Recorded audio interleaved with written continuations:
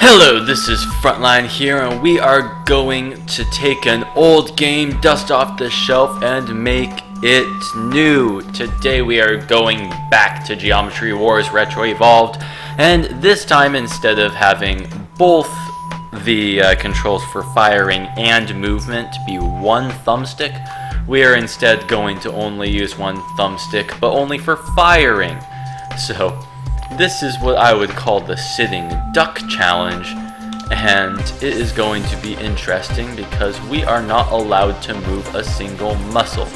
Now, the interesting thing about this challenge though is that in fact it is actually recommended by the game itself that you try to move as little as possible. Like, you only want to move when it is absolutely necessary.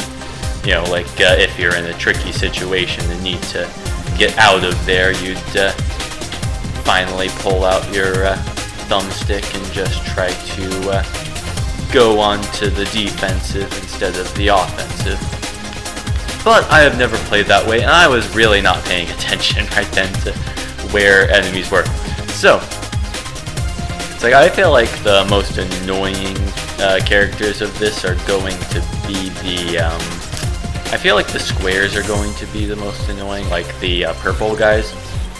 It's like I always find them to be squares, and the blue, like the cyan ones, I consider to be diamonds. So it's like the square guys I really think are going to be annoying. Although now that I think about it, square is also like these guys. Oh my! I'm just going to use my bomb because I really did not want to deal with that at all. Oh my, this is going to be such a hard challenge. Oh my, not again.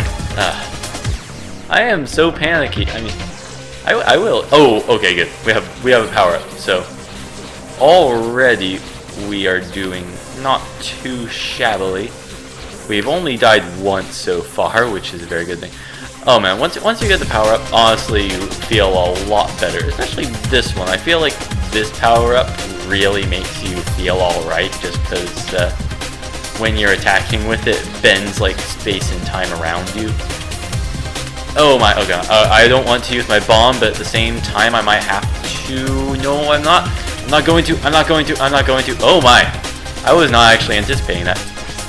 That's like, you know, the black holes or whatever they are. It's like they behave like black holes. If ever you activate one and you're close enough, you actually get sucked into them. You see, I'm moving on the screen right now. You know, it's like that's actually something I'll look out for. It's like I never actually, I never really considered that as part of the challenge. But it's, oh my. Okay, not a bad start. Not a bad start. Definitely better than last time, I believe. I think wasn't 12,000 our beginning score last time. That was awful. But now we've at least made it past the initial high score, I believe it was 10,000, and we got 42,000, so not too bad. Anyway, this is kind of an interesting way of actually making this game new. It's like this is a game that I think some people don't exactly like too much. It's definitely an addicting game to me. It's like I just find the whole entire concept of it very interesting. That the enemies just appear around you, and it's just like a classic arcade game. It keeps on getting harder and harder as you go along, and you basically keep going until you die, because there's no other way of losing. There's no way of winning. It's just go until you die, you know. Almost like Pac-Man. I mean, Pac-Man actually did have an end of the game just based on its limitations, but yeah, I just find it very interesting, this whole entire concept. Let's get rid of this black hole, shall we? If we can even shoot it. That's kind of interesting. It's like the bullets bend around it. Like it doesn't want to follow space-time. I'm not risking it. Anyway. Oh man.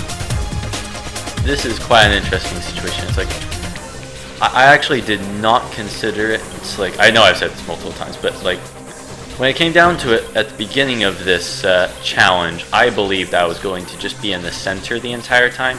I completely forgot that the black holes even existed, like the circles. They're the, like, one of the only circular shapes in the game. I did not think I was going to survive them. But it's like, I guess there are like different other multitudes of shapes than just like circles, than like squares, but yeah.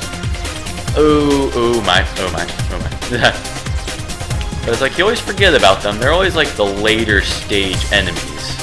It's like you don't really deal with them immediately. Oh my, I can't die. I cannot die. I will not die! Oh my. Okay. I almost died right then. But then I didn't. And that is why I am alive today. Because I didn't die. Oh my. Okay. That was my last bomb. I think I was a little bit rash on that decision. Just because I probably could have survived. I am completely surrounded right now. Delete that thing. Ugh. Those like snake things are really hard to get yourself around. Oh, I lost everything. But we did better than last time. Look at that. Score of 70,000. I knew we did better just because we were getting surrounded like multiple times, and that was a lot different than what we experienced.